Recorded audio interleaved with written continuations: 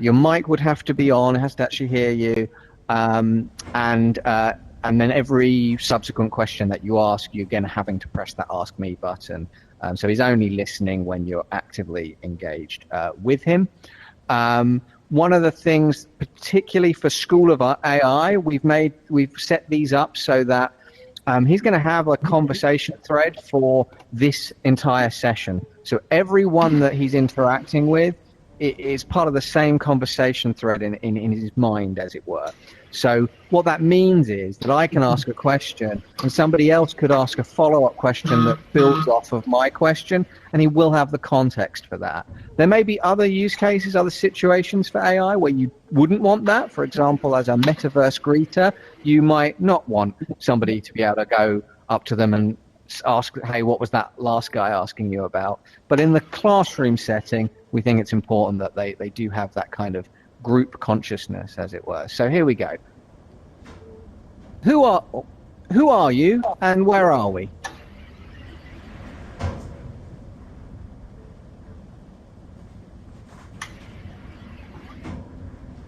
I am Nikola Tesla, a scientist and inventor known for my work in the field of electricity and magnetism.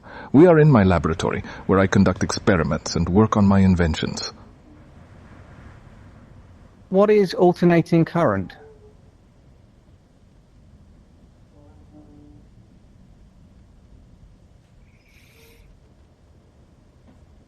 Alternating current, or AC, is a type of electrical current where the flow of electric charge periodically reverses direction. It is the system of electricity transmission that I championed and helped develop, as it is more efficient for long-distance power transmission compared to direct current, DC. Okay, well there you go. That's an example of what they work, how they work, and you can see he has a few different talking cycles, a few different thinking cycles, and he will cycle through them when he's in the appropriate states. We added the feedback on what state he's in as a bit of an afterthought. We were actually using it when we were debugging, but we found that it makes waiting for that response a lot more palatable when you can see how far he's through the process. Did I see a hand up? Shall I take a question now, Maxwell, or shall we? Yeah, absolutely. So I'm going to allow everybody anybody to unmute yourself. Please only unmute yourself if you do have a question. I believe, Steph, you raised your hand. Is that correct? You can feel free. It looks like you're shaking your head. I see. Kirsten has a hand. Oh, sorry. Yeah, I hear Steph. No, I didn't have it for a moment. I'm wondering, to what extent does the avatar verse itself in terms of where it is in this space? Is there any kind of awareness other than question and answer of history? Yeah. Okay, I have a question about that. Let's I can answer address that Steph's question, and then we'll do the follow-up.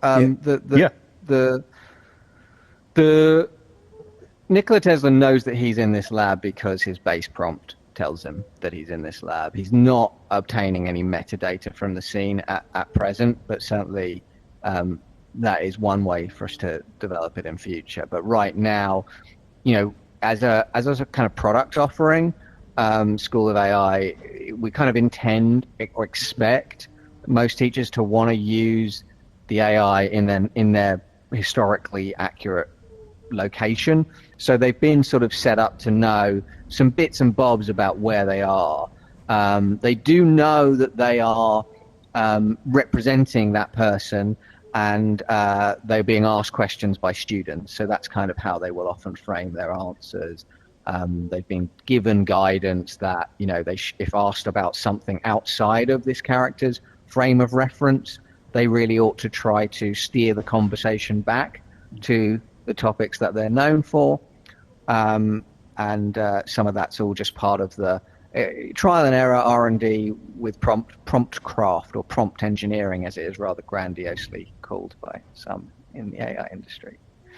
Many of you won't be able to see this, but hosts in this location can see some teachers' notes of prompts of some good questions that you can ask, but it's certainly not restricted to those.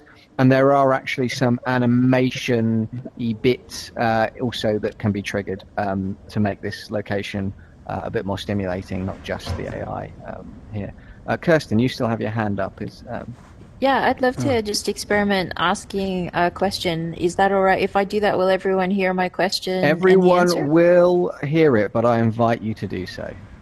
Okay, thank you. Okay, so I point to Nikola Tesla and ask it, and then click it to ask the question. Yeah, with your trigger, pull the trigger on Art when it says "Ask me." Yeah. Hello, Could Nikola. you repeat that, please? Hello, Nikola Tesla. Can you tell me what you think of Thomas Edison's inventions?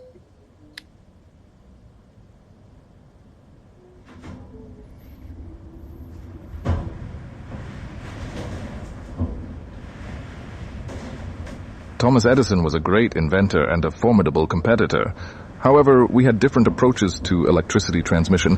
While he favored direct current, I believed in the potential of alternating current. Ultimately, AC current became the standard for electricity transmission. Damn, that was cool. That was really cool. Thank you. He's maybe more diplomatic than some folks would like to dramatize the war of the current by. It's maybe more respectful than maybe some I'll be might way think. less diplomatic. So, Tom Nichols, did you want to say something? Yeah, I'll follow on that. Are you mad at Thomas Edison? Are you angry at Thomas Edison? So you'll want to point to the prompt above his head and click on Take Over, and then ask the question. So again, about Thomas Edison, are you angry at him? Looks like it hasn't gone through. I can. I'll just take over and ask. I'll ask your question, Tom. I was trying. It was a great start, Kirsten. I was see if emotions would come out at all. Yeah. Could you? Yeah.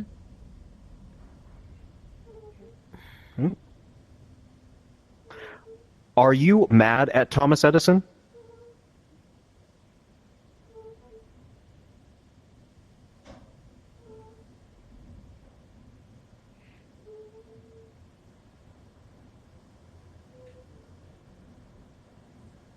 Seems to still be listening.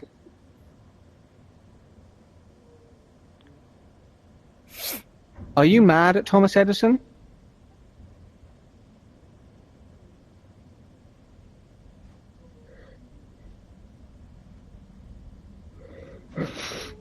I harbored no ill will towards Thomas Edison, despite our professional differences.